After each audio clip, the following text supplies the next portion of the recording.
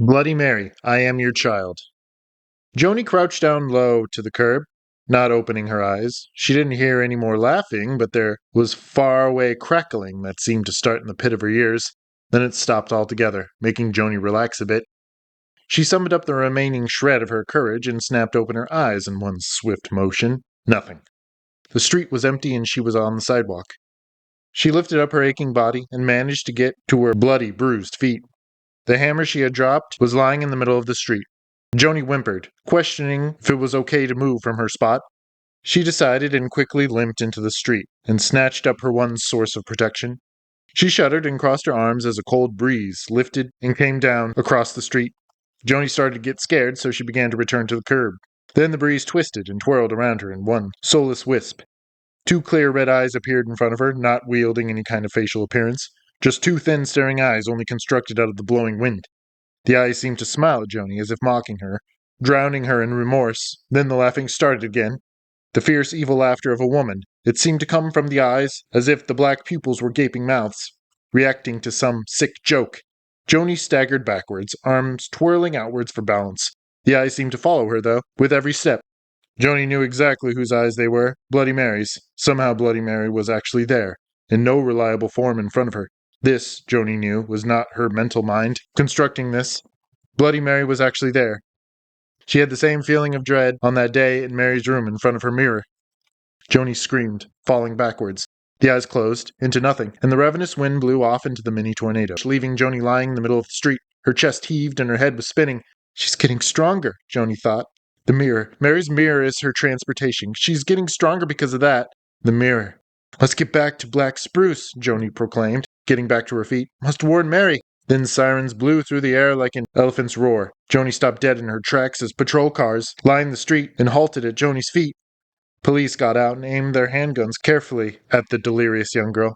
Jonie, put down your weapon and step towards me, a broad cop said as he slowly approached Jonie. His gun was in the holster, and that gave Jonie the idea that no force was going to be used. Jonie dropped the murder weapon. So be it. Jonie stepped into the man's arms, and handcuffs were casually slapped onto her wrists. The clock struck 9:41. Jonie wrapped her white, bony fingers around the cold steel bars of the jail door. She had been brought down to the Glenwood Springs police station, where there was a lone jail cell to keep intoxicated men for the night. But tonight it was to keep a 17-year-old girl. The deputy was sitting behind his assigned desk, feet kicked up, old western leather boots on, and a coffee mug sitting atop a stack of old worthless forms.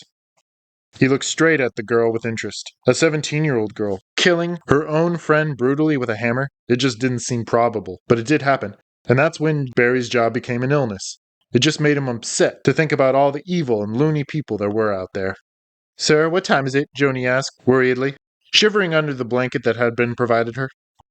Girl, please, go to sleep. When you wake up, we'll decide then what to do with you, Barry replied, leaning back his head and closing his eyelids. Please, then I'll sleep. Barry grunted and raised his meaty arm like it was a back-breaking chore. He gazed at his watch intently and then turned his attention back to Jonie. It's 9:56. Now go to bed. He relaxed again into his chair. Jonie stepped back and then racked her brain for some kind of escape plan, but no such plan could ever be constructed. She gave up on that and looked at the wall above Barry's head. A small mirror in the shape of an oval hung from the wall.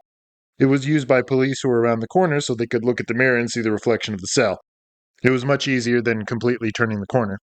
If there was only some way to smash the glass, but that wasn't a possible plan either. So then she started to plead, beg for her escape.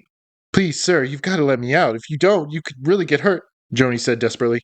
Shut up, Barry yelled without opening his eyes. Please, you have to, Jonie screamed, banging her fists on the bars. Don't make me drug you, girl, Barry said. Jonie fell back into her spring-loaded cot. She hung her head and waited for the time to come. Barry's watch struck 10 o'clock, and immediately a wide crack slashed across the mirror. Barry jumped up from his chair and turned his head towards the mirror, which was now dripping blood. Jonie was staring too, and she skirted to the very edge of the bed, her back resting on the concrete wall. What the? Barry asked fearfully. Then, long, razor-sharp nails dug into his shoulder and pulled him back onto the desk, scattering the paperwork and the full mug of coffee. He looked up and then screamed. A blood-stained woman with a blue flowing gown stood before him. He pulled out his gun with no hesitation, but Bloody Mary was quicker. The blade of her mother's scepter came through the air like a boomerang and separated a piece of Barry's stomach from his waist. Jonie screamed, fingers digging into the wall until her fingernails popped right off her fingers in a string of blood. Bloody Mary turned her head towards the cowering Jonie with her blank white eyes. Her torn purple lips peeled into a breathless smile, revealing black, molding teeth. She laughed quickly, letting black blood drip off her gaping hole of a mouth. Bloody Mary snatched the keys to the cell off the hook without even looking at them. She stopped at the cell door and jammed the key into the keyhole. Joanie stopped screaming now, but terror was still scraping at the walls of her heart. The woman passed through the cell doors and smiled happily down upon Joanie. "I've waited a long time for this," Bloody Mary began, but her dead, dreary voice kept trailing off and coming back into focus again. Joanie cocked her head upwards as Bloody Mary's bleeding hands brought up the cobra-shaped scepter. The long double-edged blade at the end gleamed red as it dropped slowly downward. Joanie had time to see her whole life pass before her eyes and to say her last words. "So be it." Then the blade sunk down into Joanie's gut. She screamed, blood and intestinal pieces spilled out of her mouth. She let out a long, painful sob before her eyes rolled away and her head fell back onto the wall. Mary slowly backed away, and she quickly faded into the air with a rush of ice-cool wind. The mirror fell off the wall and shattered onto the floor in a cloud of blood and glass. The funeral was scheduled 2 days from the horrid night, where 4 people, Mary knew, had died. Nancy, Nancy's mom, Mandy, and Joanie. Joanie was to have her funeral first. Everyone was going to be there, including Mary and the rest of the girls. The funeral would have probably been the next day, but police were investigating both Joanie and Barry's body, looking for some clue. Everything was inconclusive, though. It was the next day, and it was around 12 o'clock. School had been cancelled for the day of the funeral due to the incident, and Mary was presently lying on the couch, her new bed, sobbing uncontrollably. Her family had cleared out, giving her some space. Julie had tried calling Mary's house all day, leaving sad, pouty messages. She wanted Mary desperately to call and talk to her, but Mary was coping with the deaths her own way, crying her eyes out and blaming herself. Within an hour, she was just lying on the couch, staring soullessly into the TV. All she could think about was Joanie, dead, a huge hole in her guts. Even the policeman was brutally cut in half. Soon Mary even switched off the TV, because that's all she was seeing on the news. Woman and daughter found bludgeoned with hammer and death of teenager accuser in Glenwood Springs deputy. Mary slowly slipped into depression, all messages ignored until they just stopped. Mary couldn't even get up from the couch for lunch when Mr. Jacobs called her. Mary turned over onto her side and pulled the blanket all the way over her head. There was a loud buzzing noise in her ear, like the vibrating of glass. Mary fell onto the floor, glass lodging itself into her arms, which seemed to be already cut and bleeding. With a quick spin, she was up on her feet again, and behind her was the decapitated police officer. He was smiling and pointing at her, his body hanging from a noose, looped around his broken neck. His legs were lying on the floor until they jumped up and kicked squarely at Mary's shins. Mary pushed the legs away with bloody, long-nailed hands to face the deputy. The deputy screamed and pulled out a small make-up mirror. On the surface was the name Jacobs, smeared in blood. The mirror split in half, and so did the deputy, and he shattered when he hit the floor. Mary was flung backwards until she was standing in a dark, long hallway. All along the hallway were individual mirrors hanging on the walls. Each one had a different name on it, the person's head hanging right above it.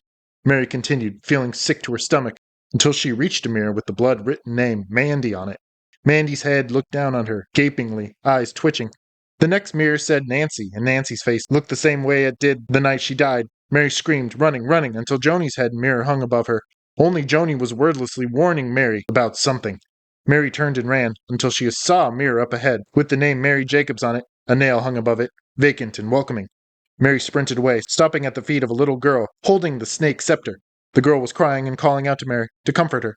Mary went to help her, but the girl disappeared into nothing. Mary crept away, sweat drenching down her forehead. The line of mirrors stopped a few yards away, and Mary was incredibly relieved. The hallway crept on, though, and a wall-length mirror appeared in front of Mary, and she smashed right into it. She did not feel the kind of pain she was supposed to, but she was certainly bewildered. She shook it off and squinted into the mirror. She screamed, hands wrapping themselves around her eyes. Her reflection was not hers. It was none other than Bloody Mary depicted on the glass. It was her, down to the blonde hair, blank eyes, purple lips, blue robe, and the deep cuts running across her skin like a road map. Mary opened up her eyes again, and she didn't see any kind of mirror anywhere. The hallway was plain and ordinary, no mirrors to be seen. Mary wanted desperately to leave, to get the hell out of there. She looked around one more time before sprinting down the winding dark hallway. It seemed to stretch on for miles, hours, days, until a dead end came up out of the black like the wall mirror that seemed to float in air. Mary stopped this time and desperately pawed at the wall, and crying for it to grow a door, some kind of exit. No such luck. Mary put her back to the wall and looked back at the other way, and she shuddered. She couldn't go back that way. It was not going to happen. She took a deep breath and turned back to the blockade to see if there was now a door or even a window. There was none of that, but now there was a mirror. The mirror split right down the middle and squirted blood at Mary like a water spigot. She screamed as the hallway was filled with red. Mary was swept up into the roaring flood. Mary's name was slowly spoken over the pastor's microphone, along with Jennifer's, Laura's, Julie's, and Wendy's. Mary, who was currently sweating like a pig and lost in thought, bolted up from her pew. Wendy and the other girls were now standing up beside the Reverend. "Is Mary Jacobs here?" Pastor Alderbell asked. Mary's father pointed up at the altar and mouthed, "Go." Mary nervously got to her feet and strode up to the altar. She got into the small line behind the pastor. Laura turned to her and smiled. "Do you know what's going on?" she asked, sweat dripping off her black strands of hair. "I'm just as lost as you," Mary whispered, giving Julie a small smile. Julie did not return it. "Now, Mandy's, Jonie's, and our dear Nancy's good friends will share a few words in respect." The Reverend wrapped his arm across Julie's back and pulled her up to the pulpit. "Julie?" Julie sniffed uncomfortably, her red, teary eyes glimmering in the candlelight. She cleared her creaky, phlegmy throat quickly. "Wow, I'm lost for words. It's been a very hard few months, I must admit," Julie whispered into the pastor's microphone. "I can remember the times we shared, like when we all went down to the Greenbelt when we were 7. We fell into a sticky swamp and ran away to the park because we were afraid of our punishments. We weren't found until 2 hours later. We got quite a talking to." Many parents chuckled into their handkerchiefs, including the girls up on the altar. Mary looked around with a slight smirk on her face until her eyes rested upon Jonie's coffin, sitting a few yards away from where she stood. Mary gasped silently as Julie continued reminiscing into her childhood memories, untouched for perhaps years. No one noticed Mary step back, her eyes wide. No one noticed her mouth hanging open with a thin layer of spittle. Jonie was sitting up in her coffin, her silk dress ruffled and pasted against her pale, cracked skin. Her head was directed at the frightened Mary. One eye was pointed at Julie and one at Mary. They were fixed and bloodshot, the color of milk. Her mouth was pulled back into a scared frown, her blue lips trembling. Mary turned to the congregation, but there was no realization of Jonie's awakening. The vision was directed at Mary only. But why? Jonie was now sitting at the edge of her coffin, her lifeless legs swinging back and forth dreadfully. Jonie's face looked like a puzzle of complete gruesome displeasure and anger all at once. She spoke. "Mary, listen now!" The shaky voice, which didn't sound like Jonie's at all, made Mary jump. "Your mirror, Mary, your mirror!" Jonie whispered now, her eyes rolling back and forth like two tumbling dice. "Your mirror! Do away with it, Mary! Lock it up! Listen!" "What about my mirror?" Mary whispered, making Jennifer turn towards her. Mary did not notice. "Mary, listen!" Jonie repeated, her words not quite matching her caterpillar lips.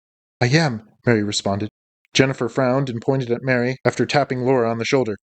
"Our treehouse has long since crumbled, our dreams long since forgotten," Julie continued in the background. "Mary, listen!" Jonie screamed, her lips parting backwards, blood coursing out of her cheeks. "I am!" Mary screamed, the whole church turning toward her, their mouths gaping. "No, listen!" Jonie screeched, pointing a greenish finger up at the church's stained glass window, which had a long, gnarly crack spread across it. It ran straight down the cross's picture. Now that Mary was listening, she could hear the crack slowly spreading. "Mary, are you—" the pastor began, but Mary certainly wasn't listening. Nonetheless, Mary could hear evil laughter, and it was the voices of Mandy's, Jonie's, Nancy's, Laura's, Julie's, Jennifer's, and Wendy's, all spliced together into one, which made Mary burst into tears and Jonie into a fitful combination of screams. Jonie's corpse turned a grotesque, bloated blue color. Her eyes popped like balloons full of sauerkraut, and her head rolled away like a 20-pound bowling ball, rolling toward the end of the lane. Her body collapsed into the coffin in a dead clump, her legs twisting into an unnatural ball before disappearing into the casket. Mary fell to the carpeted altar, her head spinning, her body twisting. All she saw were twirls of blurry people springing towards her, helping her up, slapping her face. Mary did not fall into sleep, but into a cold trance, one of such velocity and dread that no words could describe it. But she wasn't alone.